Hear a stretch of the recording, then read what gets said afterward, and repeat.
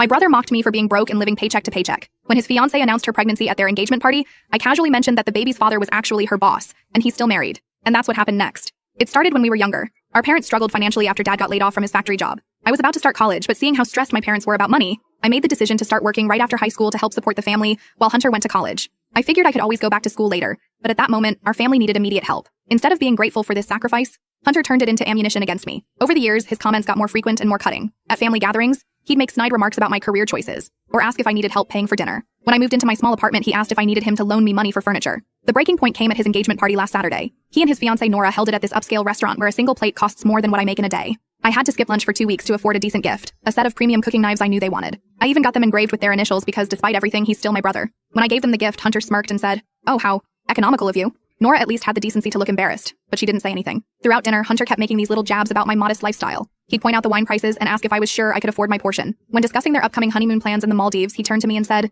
"Maybe if you weren't so lazy and actually applied yourself, you could afford nice things too." Our parents looked mortified, but nobody said anything. I could see Dad's hands shaking as he gripped his fork, probably remembering all the overtime he worked just to keep us fed. That's when Nora stood up to make her big announcement. She was beaming as she told everyone she was 2 months pregnant. The room erupted in celebration, and Hunter looked so proud of himself. But here's where it gets interesting. About 2 months ago, I was at this local bar downtown. It's this casual place where I sometimes go after work, because they have decent happy hour prices. I was sitting at the bar when I noticed Nora walk in with this older guy. At first, I didn't think much of it. But then they got really cozy in one of the booths. Definitely not professional behavior. I recognized the guy because he'd been to one of our family barbecues last summer. Richard, Nora's boss. Hunter had introduced him proudly, talking about how Richard was grooming Nora for a promotion at their law firm. Richard had brought his wife and kids to that barbecue. Once I even saw them kissing in his car in the bar parking lot. I didn't want to believe it at first. Maybe that's why I didn't say anything immediately. Plus, who would believe me over Hunter's perfect fiancé? I started taking pictures not because I'm some creep, but because I knew Hunter would never believe me without proof. I sat there at the engagement party, watching everyone congratulate them, thinking about all the times Hunter had belittled me, made me feel worthless, and thrown my financial struggles in my face. Something in me just snapped. I waited until the excitement died down a bit, then casually said,